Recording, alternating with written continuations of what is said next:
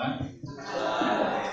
Kali ini saya tidak akan menjelaskan secara detail seperti Pak Yojan, tetapi saya akan menjelaskan secara singkat apa yang sudah saya alami selama saya melayani di Yayasan Lembaga Sabda. Beberapa proses pengembangan Alkitab Pintar nanti saya usahakan akan saya sharingkan di sini supaya Bapak Ibu saudara-saudara mengerti apa yang kita kerjakan di tempat ini untuk mengembangkan Alkitab. Yang pertama sih yang saya mau sampaikan mengucap syukur kepada Tuhan karena bagi kami ini kesempatan yang luar biasa yang diberikan kepada Tuhan kepada kami untuk mengerjakan proyek Alkitab gitu. Mungkin tidak banyak organisasi atau orang-orang yang dipanggil Tuhan untuk bisa terlibat dalam pekerjaan ini. Terlebih pekerjaan yang kita lakukan adalah pekerjaan pelayanan yang berbeda dari yang lainnya gitu. Kita pelayanan di bidang digital bukan nyata tetapi maya, dan ini menjadi tantangan bagi kami untuk mengembangkan karena pada saat ini kan era digital, era modern, bagaimana dampaknya bisa semakin banyak, dan ini kami nyatakan ucapan syukur kepada Tuhan pertama kali. Nah ini proyek Alkitab. Saya di Yayasan Lembaga Sabda bekerja sekitar 5 tahun dan selama 5 tahun ini saya bersama teman Sabda, tim Sabda banyak mengembangkan proyek Alkitab, dan bersyukur sekali dasar ketika kami melakukan pelayanan ini memang dasarnya Alkitab, sehingga ini yang memberikan motivasi semangat kepada kami untuk mengembangkan, karena prinsipnya apa yang kami kerjakan adalah harus kembali ke Alkitab dan diberikan kepada Allah untuk kemuliaan Allah. Nah ini beberapa perkembangan proyek Alkitab yang akan sedikit saya sharingkan. Yang pertama berkaitan dengan teknologi, proyek, terus beberapa proyek magang, lalu event-event yang pernah kita lakukan gitu. Yang pertama perkembangan teknologi. Ini evolusi dari teknologi yang saat ini berkembang, mulai dari digital first, mobile first, hingga AI first. Dulu kalau kita melihat tentang digital first, dulu tadi sempat dijelaskan oleh Pak Yojan, kita pada mulanya kita mengetik sendiri teks-teks Alkitab. Pada intinya supaya bahan-bahan itu bisa digitalisasi. Lalu bahan-bahan itu disebarkan melalui situs-situs, melalui software Sabda, dan beberapa situs-situs yang lainnya gitu. Nah setelah beberapa ini lalu berkembang menjadi mobile first. Mobile first itu sekitar tahun 2013-2014 sebenarnya. Kenapa pada saat itu orang-orang banyak memakai aplikasi mobile untuk segala macam kebutuhannya gitu. Jadi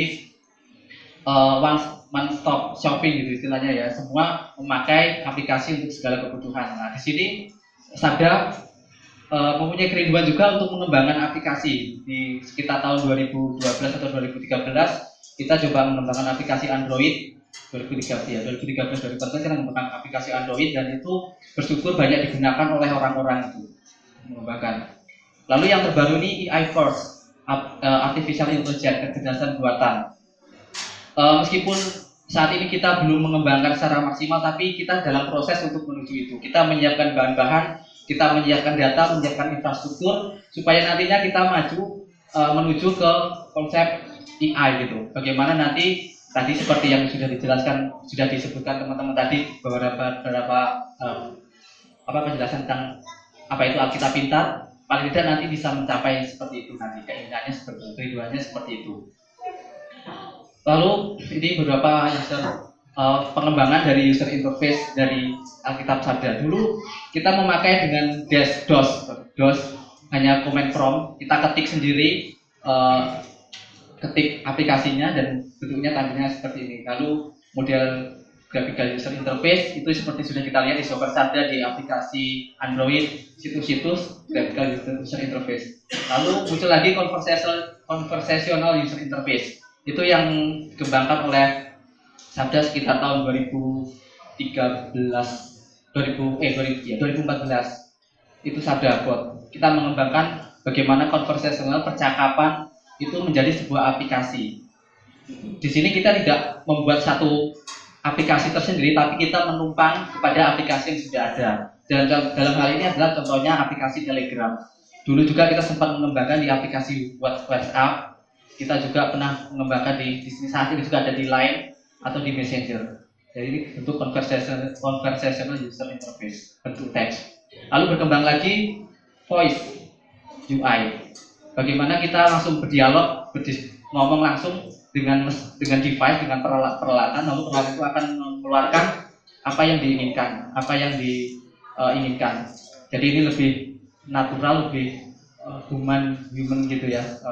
Nah ini prospek masa depan juga nantinya ini akan sangat menjadikan untuk pengembangan aplikasi Alkitab pintar nanti ya. Saat ini kita sudah mengembangkan Google Home sama Alexa. Nanti ada demo juga tentang bagaimana Google Home itu bisa memberikan respon output sesuai apa yang kita inginkan terkait dengan Alkitab. Lalu dari beberapa aplikasi yang sudah dikembangkan, tentu saja keuntungan kita bisa mengakses semua bahan-bahan itu kapanpun, dimanapun dengan mudah. Tapi yang lebih penting adalah kita bisa melakukan studi Alkitab kapanpun, dimanapun, 24 jam tanpa ada batasan. Itu yang paling penting. Jadi berbagai macam tools yang sudah kita kembangkan bukan hanya untuk untuk kesenangan atau hiburan semata, tapi tujuannya satu, yaitu untuk melakukan studi Alkitab dengan lebih baik lagi. Nah ini kita juga pernah mengajak orang-orang untuk terlibat dalam pekerjaan kita. Kita bekerjasama dengan beberapa sekolah. Kita mengajak mereka untuk terlibat dalam proyek. Contohnya ini Alkitab Karaoke, proyek DVD, aplikasi Sabda Library, perpustakaan Alkitab, untuk terus beberapa topical project Alkitab, project topical system, recommendation engine, biblical media system. Nah, mereka diajak untuk juga memikirkan, bukan hanya diberi tugas, tapi memikirkan dan mengerjakan proyek itu. Kita memberikan training dan seminar-seminar. Nah, tujuannya kan sebenarnya aplikasi itu sudah pintar tadi, tapi kalau orang-orang yang memakai itu dengan alat yang diberikan, kadang-kadang mereka tidak bisa memakainya. Jadi ternyata alat yang pintar tidak mendukung orang yang pintar menggunakannya. Jadi kita memberikan training kepada orang-orang supaya bisa memakainya.